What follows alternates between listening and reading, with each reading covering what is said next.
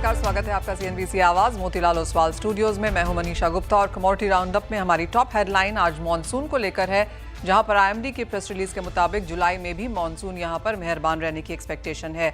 जून में हमने 9% above normal यहां पर बारिश होते हुए देखी है, यानी कि 109% ऑफ एलपीए। और जहां तक जुलाई की बात है, माना जा रहा है कि 106% ऑफ एलपीए यहां पर इस महीने भी बारिश रह सकती है। तो क्लियरली पॉजिटिव नंबर्स वहां पर। साथ ही बात करेंगे खाने के तेल की, जहां पर हमने अंतर्राष्ट्रीय बाजारों में पाम तेल के प्राइसेस बढ़ते हुए देखे हैं। भारतीय बाजारों में बुआई के नंबर्स अच्छे हैं, लेकिन सारा का सारा फोकस इस वक्त यहां पर यूएस और भारत की जो ट्रेड एग्रीमेंट की बातचीत है उस पर है। माना जा रहा है कि जीएम को यहां पर पुश करने की कोशिश है, लेकिन मंत्री यहां पर उसे होल्ड कर रहे हैं, रेजिलियंट हैं। लेकिन आगे किस तरह की स्थिति रह सकती है, इस पर भी होगी चर्चा। साथ ही बात करेंगे यहाँ पर एग्री वायदा की, यहाँ पर अब इसे किस तरह से वापस लेके आना चाहिए, क्या कुछ इसमें इंक्लूजन्स होने चाहिए, इस पर भी होगी चर्चा। हमारे साथ इन सब पर बात करने के लिए एसडी गथरी इंटरनेशनल ट्रेडिंग पीटीई के सीईओ संदीप भान हैं। साथ ही एग्री कमोडिटी एक्सपर्ट पुखराज चोपड़ा हैं। हमारे साथ मोतीलाल ओसवाल से किशोर नारने भी जुड़ेंगे सभी चीज़ों पर बात करने के लिए। लेकिन सबसे पहले खाने के तेलों को देख लेते हैं, क्योंकि यहाँ पर काफ़ी सारी हेडलाइंस हैं। संदीप, बहुत शुक्रिया समय निकालने के लिए। और सबसे पहले प्राइसेस पर ही एक सेंस लेते हैं, क्योंकि पिछले 2-3 महीने यहाँ पर हमने एक स्टेडी मूव्स बनते हुए देखे हैं। जुलाई की अगर शुरुआत देखें तो slightly on the higher side है, लेकिन इंडियन मार्केट्स में यहाँ पर ज़रूरत काफ़ी है। प्राइसेस और इंडियन इंपोर्ट्स दोनों के ही नंबर्स अब आप क्या देखते हैं? नहीं, देखिए, price in terms of prices में अब थोड़ी गिरावट आनी चालू हो गई जब से ये जियोपॉलिटिकल क्राइसिस का थोड़ा सा रुक गया। उसका इम्पैक्ट, उसका जो प्रीमियम बिल्ट इन करा था प्राइसेस में, that has gone now. Palm has started coming down, it's now close to 39.50 के आसपास घूम रहा है अभी। And further pressure is from the strengthening ringgit is now 9 months high, जिसके चलते चलते इसका इम्पैक्ट रिंगेट प्राइसेस में आ रहा है। फ्यूचर्स में प्राइसेस नीचे आ रहे हैं, पर यूएस डॉलर टर्म्स में it's holding on well.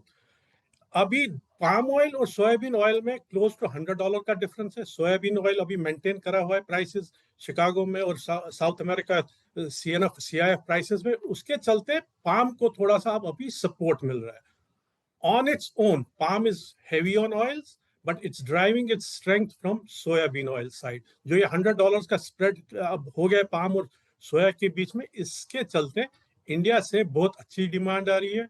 India has been regular in buying last couple of weeks. और पूरे ग्लोबली अगर देखें, वर्ल्ड वाइड देखें, तो अभी खाली क्रूड पाम ऑयल में जितनी बाइंग इंडिया से आ रही है, that much demand we are not seeing in the refined products. So refined products में यहाँ पे ओरिजिन में थोड़ा सा प्रेशर है, बट क्रूड पाम ऑयल में इंडिया का अच्छा सपोर्ट है। एंड अगर जुलाई, अगस्त, सितंबर के महीने का एक सेंस लेना हो संदीप, तो क्या नंबर्स देखते हैं इंडिया के इंपोर्ट के लिहाज से? See, the way it is going, it looks like 800 to 900,000 tons each month. July, August, September should be on cards.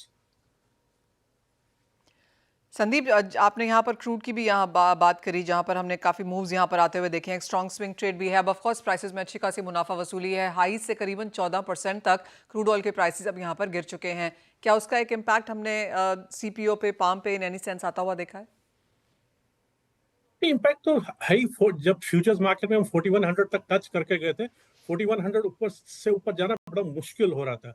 पर उसके बाद जो क्रूड ऑयल नीचे आया, जियोपॉलिटिकल क्राइसिस रिजॉल्व हो गई थोड़ी, तो उसके चलते उसका इम्पैक्ट प्राइसेस पे आ गया। जो प्रीमियम बिल्ट इन करा था वो निकल गया और वापस प्राइसेस 4000 के नीचे आ गए। अब यहाँ पे palm is finding bit of a support because of India is buying quite regular. I know बहुत सारी कॉन्वर्सेशंस हैं Sandeep. The reason I am asking you this question is कि आप किस साइड पर यहाँ पर हैं। हम सब जानते हैं कि इंडियन ऑफिशियल्स आज भी यूएस में है। ये एक्सटेंड हुआ है यहाँ से, क्योंकि इंडिया यूएस ट्रेड एग्रीमेंट की बातचीत यहाँ पर चल रही है। और ये बहुत सारे सोर्सेज से खबर है कि शायद जीएम को लेकर एक बहुत बड़ी रेजिलियंस रिस्ट्रेंट इंडिया की तरफ से है और वहाँ से एक पुश है। आप कैसे देखते हैं एडिबल ऑयल, स्पेशली जब हम सोया मेज़ की यहाँ पर बात करते हैं, जहाँ पर जीएम को शायद बढ़ावा मिले, शायद इंडिया अपना स्टैंड होल्ड कर पाए? आपकी क्या सोच है? देखिए, अगर करेंगे भी इंडिया, पाम पे उसका इम्पैक्ट वर्चुअली ज्यादा आएगा नहीं, क्योंकि पाम की जो अपनी स्ट्रेंथ है, जो पाम ने अभी वापस प्राइस में अपने आप को डिस्काउंट में कर दिया है, that is attractive for India. जो सप्लाई चेन पाम ऑयल की है, with in 14 days it arrives India, तो उसके चलते पाम के एडवांटेजेस है ही है जो बना रहेगा, जिसके चलते पाम ऑयल पे इसका इम्पैक्ट कुछ ज्यादा आएगा नहीं। सो एक इसमें अगर सेंस इम्पैक्ट आपकी। आता तो सोयाबीन ऑयल का देखो यूएस ओरिजिन और साउथ अमेरिकन ओरिजिन में कौन सा ज्यादा आएगा, hmm. But it's not going to flood Indian market. Fair point that, यानी कि पाम का बहुत असर देखने को नहीं मिलेगा। अगर वो कंसर्न्स आएंगी तो वो सोया और मेज की तरफ से आएंगी। संदीप, मुझे याद है लास्ट टाइम हमने आपसे बात की थी जब डिफॉरेस्टेशन पर बात हुई थी, और आपने कहा था इंडिया एक पॉजिटिव सेंस में वहां पर भी है। काफी सारे इंडस्ट्री होल्डर्स से उसके बाद बात हुई है जिन्होंने कहा है कि यहाँ काम जारी है लेकिन काफी सारा टीडीएस पेपर वर्क यहाँ पर चलता रहेगा। एक सेंस हमारे व्यूअर्स के लिए वहां पर भी कैसे लगता है आपको, क्योंकि अब एग्जैक्टली 6 महीने में हम वो यहाँ पर लॉज इम्प्लीमेंट होता हुआ देखेंगे। ये इसमें क्या है कि ईयूडीआर ने एक एचएस कोड रिलीज करा है जिसके अंतर्गत उन्होंने प्रोडक्ट प्रोफाइल बताए जिसमें ये इंग्रेडिएंट्स ईयूडीआर कंप्लाइंट होने चाहिए। अब जिस जिस प्रोडक्ट में वो है उस प्रोडक्ट को इंडिया में वो करना जरूरी है, that documentation has to be done. So that way जो अगर जैसे पाम ऑयल किसी चीज का इंग्रेडिएंट है इंडिया में, इंडिया प्रोसेस कर रहा है उसको, उसका product, if that product they export to Europe and it is within this HS code list में, तो इंडिया उनके पास कोई ऑल्टरनेटिव नहीं है, उनको ईयूडीआर कंप्लायंट सप्लाई चेन बनानी है। हम्म। और आपकी क्या सेंस है, इंडिया कहाँ तक पहुंचा है ये सब करने के लिए? नहीं, अभी हमारी कोई कन्वर्सेशन हमारे कस्टमर से इंडिया में कोई हुई नहीं है ईयूडीआर पे। किसी ने अभी तक पूछा नहीं है ईयूडीआर कंप्लायंट ऑयल चाहिए। We are getting inquiries from the rest of the world, but India से अभी कोई इंक्वायरी आई नहीं है। इसका क्या मायने हैं संदीप? हो सकता है कि उनको लोकली अवेलेबल है, लोकल क्रॉप भी कंप्लायंट है। और क्योंकि दे हम माइट इतना बी सारा और क्योंकि इतना सारा इंपोर्ट हो रहा है, और उसके लिए उसमें से अभी कोई अभी बोल नहीं रहा है। या वो आरएसपीओ सर्टिफाइड फुली सेग्रीगेटेड ऑयल और आरएसपीओ सर्टिफाइड मास बैलेंस ऑयल ले रहे हैं, but that still needs documentation. तो यानी कि अभी भी समय है, यहाँ पर हम क्लैरिटी आता हुआ देखेंगे। संदीप, एक फाइनल वर्ड यहाँ पर प्राइसेस को लेकर, और ऑफ कोर्स जैसे आपने कहा 4100 से हमने ऑलमोस्ट 3950 तक लेवल्स यहाँ पर आते हुए देखे हैं। करेंसी एक बड़ा प्ले है क्योंकि डॉलर इंडेक्स 4 साल के लोज पर है और उसके सामने सारी major currencies, Asian currencies on the higher side है। रिंगिट भी जैसे आपने कहा 9 महीने के हाइस पर है। अब आगे जाकर पाम को क्या इम्पैक्ट करेगा और आप कैसे देखते हैं prices for the month of July? देखिए, जुलाई मंथ में थोड़ा सा प्रेशर पाम प्राइसेस पे है। लाइक आई सेड, अभी खाली जो डिमांड आ रही है वो खाली इंडिया से आ रही है क्रूड पाम ऑयल में। Because of that crude palm oil का सपोर्ट मिल रहा है यहाँ पे फ्यूचर्स में। बट जैसे ही हम रिफाइंड प्रोडक्ट्स की तरफ जाएंगे तो रिफाइंड प्रोडक्ट्स में डिमांड अभी बहुत स्लो है, जिसके चलते प्राइसेस थोड़ा सा प्रेशर बना रहेगा। एंड इसका जो मेन सपोर्ट अभी यही है कि palm is cheaper than soybean oil, $100 के आसपास चीपर है। उसके चलते थोड़ी सी डिमांड पाम में आ जानी चाहिए। और कोई नंबर देना चाहेंगे Sandeep? Number at this moment, आज नंबर देंगे तो कल कहीं ना कहीं वर्ल्ड वाइड कुछ ना कुछ हो जाता है, तो जो आज नंबर दिया है कल वो कुछ और ही हो जाता है। So it's becoming very challenging to give numbers. Fair point, get that. Sandeep, बहुत शुक्रिया साथ जुड़ने के लिए, तमाम एनालिसिस के लिए भी। और ऑफ कोर्स हम समझते हैं जिस तरह के प्राइस मूवमेंट्स हैं, जहां पर बाजार काफ़ी चीज़ें वॉच कर रहा है, जहां पर क्रूड से लेकर और टैरिफ्स और ऑफ कोर्स जिस तरह की इंडियन डिमांड रह सकती है, वो सारी चीज़ें यहाँ पर मावों को इम्पैक्ट कर सकती हैं। चलिए, तो बात हुई खाने के तेलों की, यूरोपियन यूनियन डिफॉरेस्टेशन रेगुलेशन की, लेकिन बात अब इंडियन मार्केट्स की कर लेते हैं। हमारे साथ पुखराज चोपड़ा जी जुड़ चुके हैं। पुखराज जी नमस्कार। एक फर्स्ट रिएक्शन तो मानसून पर क्या लगता है आपको? मानसून जो अभी तक बरसात हुई है 109% के लगभग, और कुछ एरिया में 40-42 140-42 तक बरसात हो गई है। तो मुझे लगता है इस बार आईएमडी की जो भविष्यवाणी है वो सटीक जारी है और मानसून अच्छा ही रहेगा। उम्मीद करते हैं अच्छा ही रहेगा। पुखराज जी, एज ऑफ नाउ जिस तरह की बुआई देखने को मिली है, क्या वो नंबर्स भी सपोर्टिव हैं? क्योंकि सरकार की तरफ से काफी सपोर्टिव नंबर्स आते हुए नजर आ रहे हैं। बहुत अर्ली डेज हैं, या फिर आपको लगता है कि ऑन ग्राउंड भी स्थिति सामान्य है? नहीं, ऑन ग्राउंड तो स्थिति सामान्य है। दरअसल मनीषा जी, एक बरसात के बाद में दूसरी बरसात को देखकर किसान बिजाई करता है और फिर जमीन की स्थिति देख के बिजाई करता है। तो जो सरकार के नंबर हैं उनसे तो हम लोग कभी उसका फेवर नहीं करते, संतुष्ट नहीं रहते हैं, क्योंकि अलग अलग कारणों से अलग अलग तरह की बिजाइयां होती है। पर हाँ, किसान जमीन को तो खुला खाली नहीं छोड़ेगा, निश्चित रूप से बिजाई करेगा। और इतना अच्छा जो मानसून जा रहा है इसमें भरपूर बिजाई होगी मनीषा जी। हम्म आपसे बात यहाँ पर अब रिस्क मैनेजमेंट की भी करना चाहेंगे पुखराज जी, और हमने यहाँ पर कुछ कंसर्न्स बनते हुए देखी हैं। एक तबका है जो कहता है कि फ्यूचर्स को कमोडिटीज के लिए वापस लेके आना चाहिए, लेकिन कुछ कुछ चेंजेस करा के। अब सबकी अपनी अपनी यहाँ पर एक लिस्ट है, आपको क्या लगता है?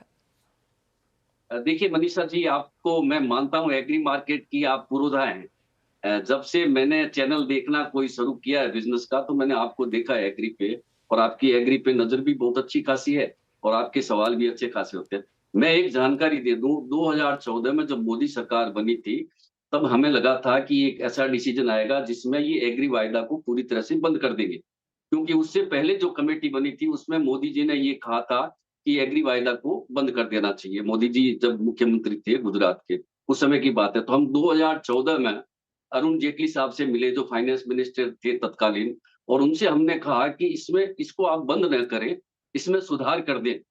तो उन्होंने सुधार के बारे में पूछा, तो हमने लिखित में भी काफी कुछ दिया कि ये सुधार होना चाहिए, और सुधार के बाद ये चालू रहे तो इसमें कोई दिक्कत नहीं है। पर मनीषा जी, सुधार की जगह उल्टा बिगाड़ हुआ है।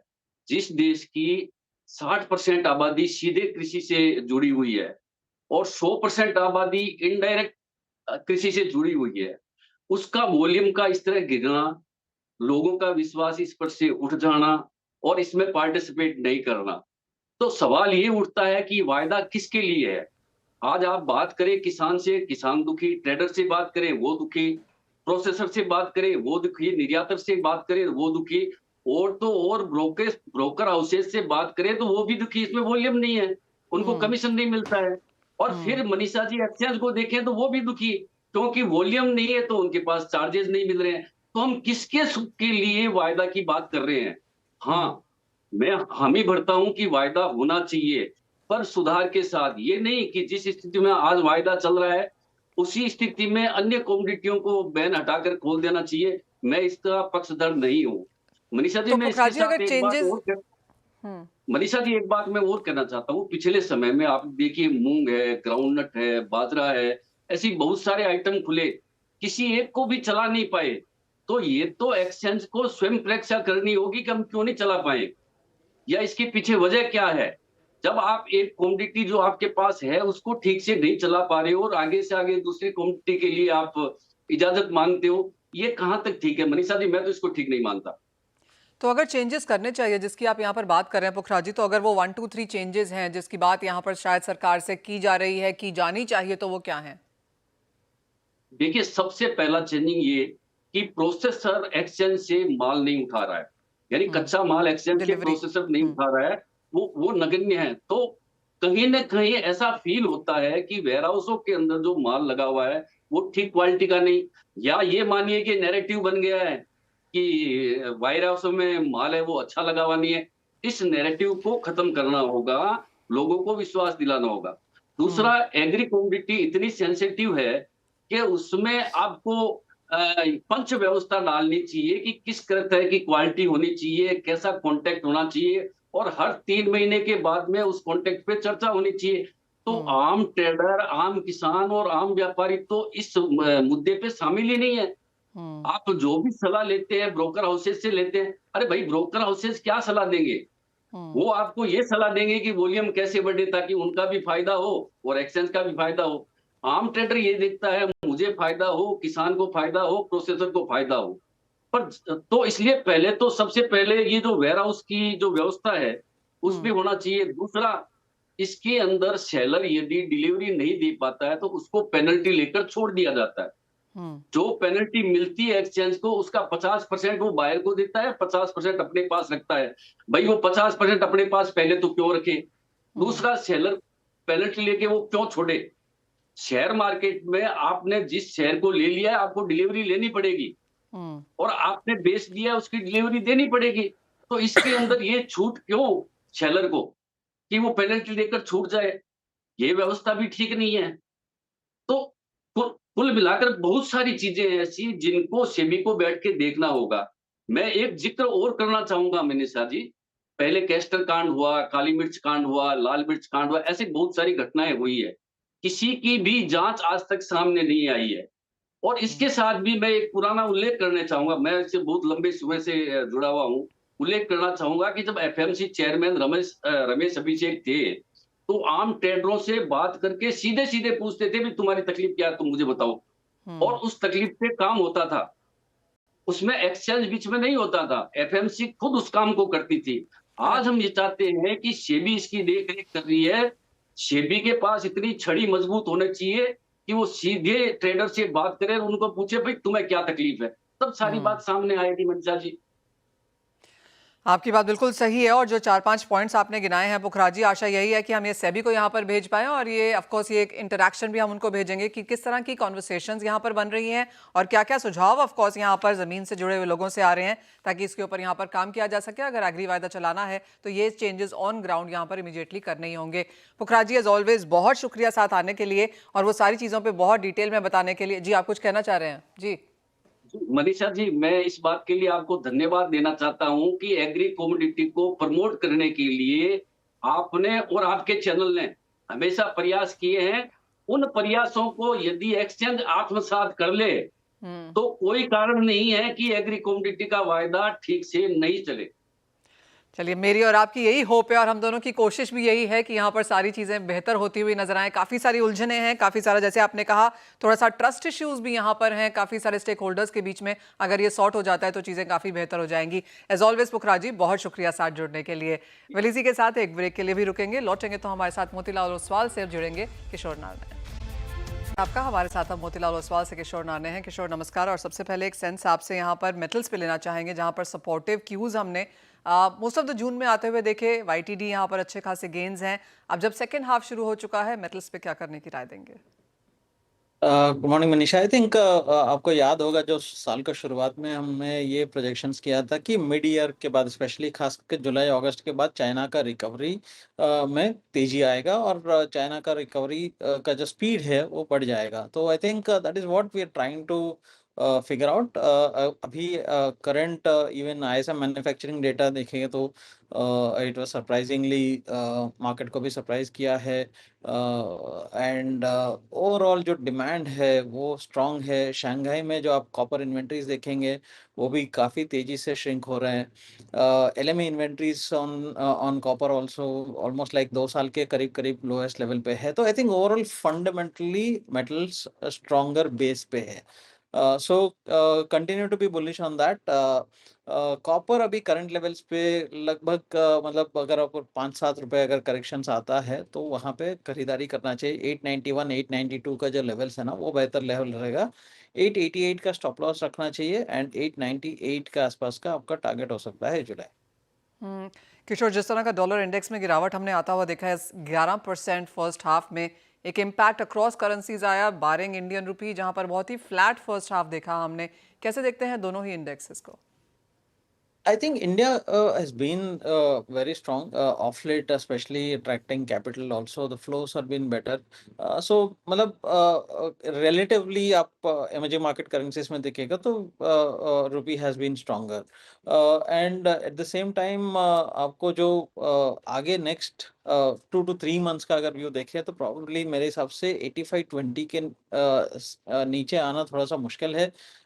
My view is around 85-20 within the next a month or so by the end of this month, and वहां से थोड़ा सा वापस इसको एक वीकनेस देखने के लिए मिल सकता है। But at this point of time, looking at the equity markets, looking at overall sentiment and flows, यहाँ पे पॉजिटिविटी बने रहेगा। एंड डॉलर अपने आप में थोड़ा सा वीकर है। जो डॉलर डेटा है वो भी काफ़ी वीक है। प्रोबेबली रेट कट एक्सपेक्टेशंस थोड़ा बढ़ा हुआ है बट मेरे हिसाब से एक रेट कट से ही मार्केट को खुश रहना पड़ेगा।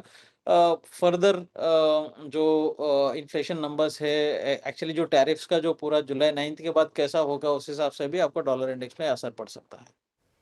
किशोर, प्रेशियस मेटल्स को लेकर अब यहाँ पर क्या सेंस है, क्योंकि जून का महीना गोल्ड के लिए नेगेटिव रहा है, सिल्वर में एक हमने हल्का सा रिबाउंड आता हुआ देखा, प्लैटिनम पैलेडियम क्लियरली यहाँ पर आउट परफॉर्मर्स थे, लेकिन जुलाई क्या दिखा सकता है? आई थिंक जुलाई हम एक्सपेक्ट कर रहे हैं गोल्ड में एक meaningful correction, probably 5-7% correction further आना चाहिए। सो आई थिंक हमारा जो वैल्यू बाइंग लेवल्स रहेगा अराउंड 92,000 के आसपास। दैट्स रिलेटिवली वैल्यू बाइंग अगर आप मीडियम टर्म के इन्वेस्टर हो। अगेन हालांकि अपसाइड टारगेट्स बरकरार है अभी भी। प्रोबेबली सिल्वर जो है 1,25,000 का टारगेट अभी भी बरकरार है, उसमें भी जगह हो सकता है। But short to medium term थोड़ा बहुत यहाँ पे करेक्शन आ सकता है। आज इंट्राडे के लिए डॉलर वीकनेस है। थोड़ा बहुत जो ट्रम्प और टैरिफ्स को लेकर भी थोड़ा अनिश्चितता है कि कैसे ये जो कोई भी अभी तक जो अरेंजमेंट से नेगोशिएशन से फुलफिल नहीं हुआ है, कहीं ना कहीं उसका नर्वसनेस है, तो मार्केट थोड़ा पॉजिटिव रह सकता है। गोल्ड 96,700 के आसपास मैं बाइंग का सलाह दूंगा। 97,200 का आप टारगेट रख सकते हैं, 96,400 का स्टॉप लॉस रख सकते हैं। जहां तक सिल्वर के सवाल है, अराउंड 1,06,300 के आसपास आप बाइंग कर सकते हैं। 1,05,600 का स्टॉप लॉस रहेगा और 1,07,400 के आसपास का टारगेट रहेगा। सो दोनों में इंट्राडे के लिए बाइंग है, बट शॉर्ट टर्म थोड़ा कॉशियस होने का जरूरत है। Fair point, that noted. बहुत बहुत शुक्रिया किशोर साथ जोड़ने के लिए और उन तमाम करेंसीज एंड कमोडिटीज पर अपनी राय भी देने के लिए। वेल, इसी के साथ एक ब्रेक का समय है, लौटेंगे तो बात करेंगे इक्विटीज पर।